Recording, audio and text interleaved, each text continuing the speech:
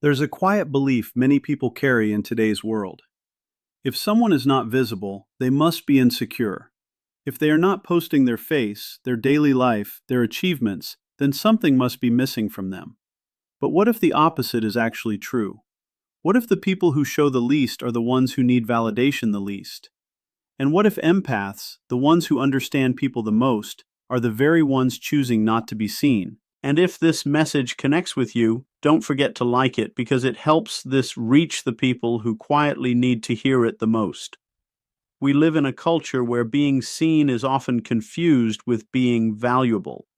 The more attention you receive, the more important you seem. The more reactions you get, the more real your life starts to feel, not just to others, but even to yourself over time. Slowly, this builds a powerful illusion. It makes people believe that visibility is proof of worth, that if something is not noticed, it somehow matters less. But this way of thinking has a hidden flaw. It gently trains people to depend on outside reactions to understand who they are. Instead of building a strong sense of self from within, people begin measuring themselves through external feedback. Instead of asking, "Who am I when no one is watching?" they begin asking, "How am I being seen right now?" And that change is not small, it is deeply psychological. Because the moment your focus moves outward like that, you stop living from your own inner experience and start shaping yourself for approval. You begin adjusting your personality, managing your behavior, and editing your life into something more acceptable, more likable, more visible, without even noticing the shift happening. Without realizing it, you slowly move away from authenticity and closer to performance. That is the trade many people are making without being fully aware of it. But empaths tend to notice this pattern earlier than most. They sense how quickly attention can become addictive, how easily identity can become dependent on reaction. And once they clearly see that pattern, they do not rush toward it. They pause, not because they lack confidence, but because they understand the cost of attaching your self-worth to being seen and constantly evaluated. Empaths do not just see content the way others do, they feel the intention behind it. Where most people scroll past a photo, a caption, or a video without thinking too deeply, an empath often senses what lies underneath. Because for them, it is never just about what is being shown on the surface. It is about why it is being shown. While others see a simple post, an empath may feel the emotional need behind it, the quiet desire to be noticed, the unspoken need for validation, the subtle comparison hidden inside the presentation. This awareness is not something they can switch on and off whenever they want. It happens automatically. They read tone, they notice energy, they feel emotional signals that most people overlook without even realizing it. And once you start seeing social media through that deeper lens, it stops feeling light and casual. It begins to feel layered and complex. Every post starts to carry meaning. Every interaction begins to feel like an exchange. Not always fake, but emotionally charged in ways that are not always obvious at first glance. Because beneath the surface, there is often a quiet transaction taking place. Attention in exchange for approval. Visibility in exchange for reassurance. Expression in exchange for reaction. And empaths feel this dynamic as it happens, in real time. For someone who already processes emotions deeply, this constant exposure can become overwhelming. It is no longer just scrolling. It becomes absorbing intentions, absorbing energy, absorbing emotional signals from many people at once, sometimes dozens or even hundreds without realizing it. Over time, this builds up quietly, not always as clear stress, but as a kind of silent exhaustion, the kind that does not come from doing too much, but from feeling too much too often, without enough space to pause. And here is what most people do not fully understand. For an empath, visibility is not neutral. It is not just posting or being seen in a simple, harmless way. Because the moment you become visible, you also become open to interpretation from others. And being interpreted is rarely simple or clean. Every person who sees you views you through their own mind, their own insecurities, their own past experiences, their own assumptions, and even their current mood. This means that every time something is shared, it does not stay as it is. It changes depending on who is looking at it. It gets filtered, reshaped, and sometimes misunderstood. What was simple to you may feel different to someone else. What was honest to you may be questioned by another. And over time, this constant process of being seen and interpreted can feel heavy. For empaths, this weight is not ignored, it is felt. That is why many of them choose distance, not out of fear, but out of awareness. They understand that not everything needs to be shared to be real. Not everything needs to be seen to have value, and not every part of their life needs to be placed in front of others to feel meaningful. Sometimes, choosing not to be seen is not hiding.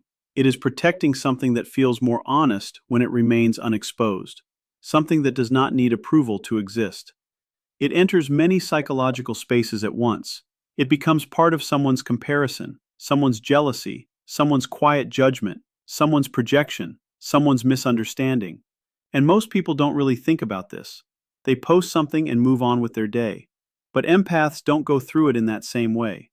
They feel the weight of those unseen reactions, not one by one, but all together at once. It feels like an invisible pressure, not strong enough to notice immediately, but deep enough to slowly drain your energy over time without you clearly realizing why it is happening.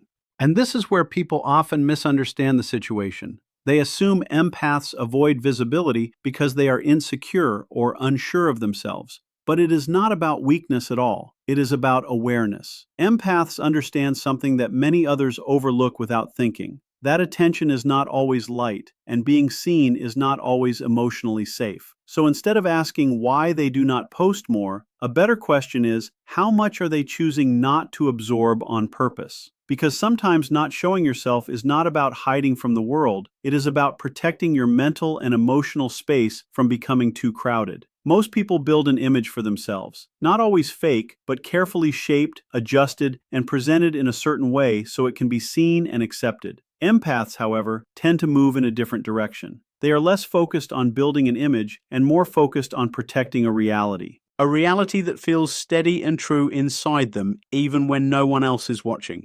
That is the real difference between the two approaches. Because the moment your identity starts depending on reactions, likes, comments, approval, attention, or validation, you slowly begin losing control over it. Your sense of self stops being grounded inside you and starts shifting based on what is happening outside. And when that happens, something quiet but powerful begins to break. Your confidence is no longer stable. It increases when people respond positively and decreases when they do not. Your peace is no longer fixed either. It becomes uncertain, depending on how the world reacts to you on any given day. And your self-worth slowly becomes something public, something measured, something observed, something influenced by people who do not truly know you at a deeper level. That is a very fragile way to exist, even if it does not feel like it in the beginning. Empaths often sense this risk early on, not always through clear thinking, but through emotional awareness. They can feel how quickly identity becomes unstable when it is constantly exposed to outside feedback. So instead of fully stepping into that system, they take a small step back from it. Not completely disconnected, not emotionally distant, just less dependent on it. They choose something that most people do not even notice as a choice at all, which is existing without constant feedback loops. They learn to exist without needing every moment to be validated, without needing every expression to be approved, without turning their identity into something that must always be confirmed by others. And in that space, something meaningful begins to grow. A quieter sense of self, a more grounded identity, one that does not shift every time attention shifts. And this is where real psychological stability starts to appear. It is not loud, it is not dramatic, but it is steady. And it becomes stronger over time as it is not dependent on outside reactions. As empaths grow, something quiet but important begins to change inside them. It usually does not happen suddenly or all at once. It happens slowly through experience, reflection, and emotional learning over time. Because of that, they do not become distant from people. Instead, they become more selective with who has access to them, and there is a clear difference between those two things. Being distant means being disconnected. Being selective means being intentional about where your energy goes and who gets to be part of your space. They begin to understand something that most people rarely stop to think about. Not everything meaningful needs to be shared or exposed. Some moments lose their depth when they are turned into content for others to see. Some emotions lose their purity when they are turned into something performative. Some experiences become less real when they are constantly observed instead of simply lived. And slowly, a deeper understanding forms inside them. Not everything real needs an audience. Some things are already complete just as they are, without needing any outside validation. And maybe the most important realization of all is this: not everything that is sacred can survive being seen too often. Because the more something is exposed to outside interpretation, the more it becomes shaped by opinions, assumptions, and projections from others. And empaths feel that change very clearly. So instead of overexposing their lives, they begin to pull back a little. Not away from people, not away from connection, not away from relationships, but away from unnecessary access that does not add real value. They start deciding more carefully what belongs in the private space of their experience and what, if anything, belongs in the public space of perception. And this choice is not made from fear, it is made from understanding. Because they know that protecting certain parts of their life is not losing something, it is actually preserving something that matters more deeply than attention, something that remains steady even when no one else is there to see it or respond to it. This is not isolation, it is refinement. It is a way of filtering what truly deserves attention from others and what deserves to stay untouched, unedited, and fully lived. And over time, this becomes a form of emotional intelligence, because they begin to understand that privacy is not emptiness, it is protection. Protection of peace, protection of meaning, protection of experiences that lose something the moment they are turned into performance. So, when empaths become more private as they grow, it is not because they are stepping away from life, it is because they are choosing to keep certain parts of life real and undisturbed. Privacy is often misunderstood in today's world.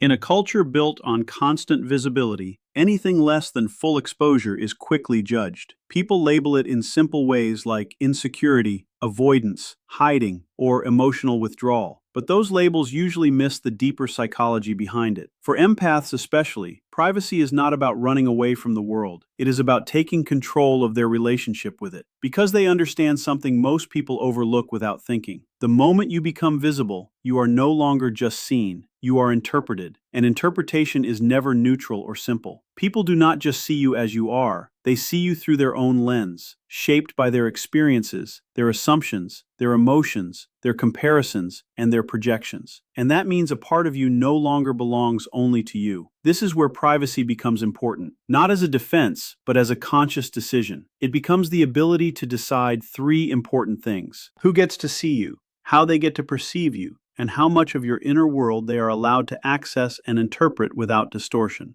That level of control changes everything. Because instead of being constantly open to interpretation from everyone, you begin choosing where your energy, identity, and presence are placed. And that is not fear, it is awareness. It is not avoidance, it is discernment. It is not hiding, it is emotional maturity. Empaths often reach this understanding through experience. They begin to see that unlimited access does not create deeper connection. It often creates confusion and distortion. So they start valuing selective visibility, not because they want to disappear, but because they want to stay whole. There is something most people rarely stop to think about. Not everyone who observes you is doing it with positive intention. In a world where visibility is constant, observation becomes automatic. But the intention behind that observation is very different from person to person. Some people do not watch you to understand you. They watch to compare themselves with you. Others are not observing to connect. They are observing to compete quietly. And some are not even interested in your story at all. They are looking for weaknesses, inconsistencies, or small details they can judge or remember. This is the part most people ignore until life shows it to them directly. Empaths, however, tend to feel this layer more deeply, not because they are paranoid, but because they are perceptive. They pick up on emotional signals that others miss. And over time, through real experiences, not just ideas, they begin to understand a difficult truth about visibility.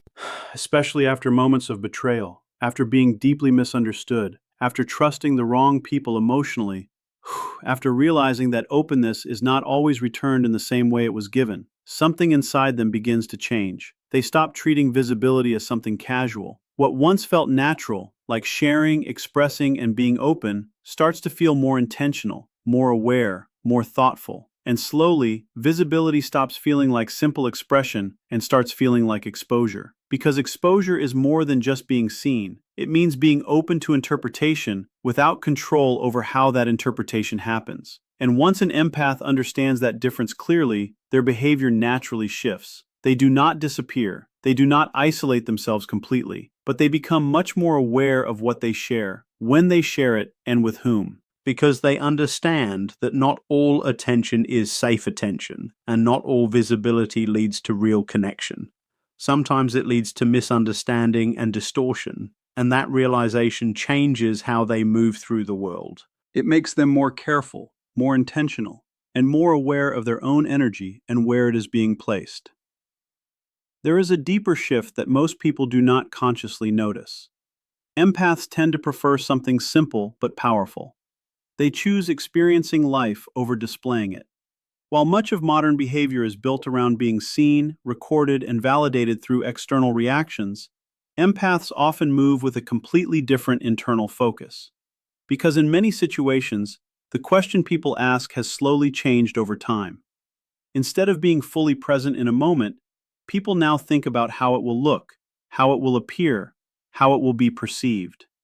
But empaths naturally lean toward a different question. They ask themselves, how does this feel? And that small shift changes everything about how they experience life. Because feeling requires full presence, and presence needs undivided attention. The moment you start documenting life for others to see, something subtle begins to change. You are still there physically, but mentally a part of you steps outside the moment. A part of you begins observing instead of fully living, framing the experience instead of dissolving into it completely.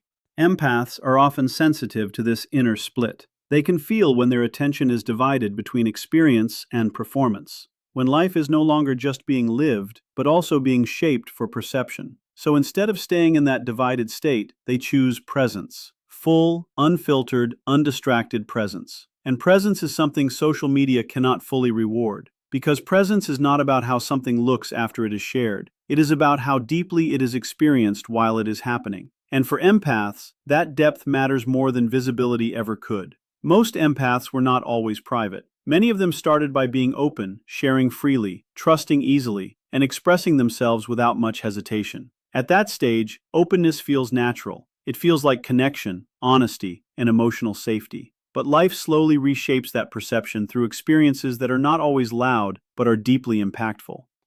Moments of misunderstanding. Times when sincerity was misread. Situations where vulnerability was not respected or handled with care. Slowly, a realization begins to form. Not everyone deserves access. Not everyone can hold what you share with the same care and intention you gave it. And that realization changes everything inside. Because once an empath truly understands this, their personality does not harden. It refines. They do not become cold or distant. They become precise. Their openness is no longer automatic. It becomes intentional. Their trust is no longer immediate. It becomes something that is earned over time. Their emotional availability is no longer unlimited. It becomes directed toward places where it is respected and valued. They stop giving themselves freely in spaces where their presence is ignored or taken lightly. Not out of anger, but out of understanding. Because they begin to see that energy, attention, and emotional depth are not things to give without awareness. They are resources that shape identity, peace, and stability. And once this awareness settles deeply, their behavior changes naturally without force. They choose where they invest themselves more carefully.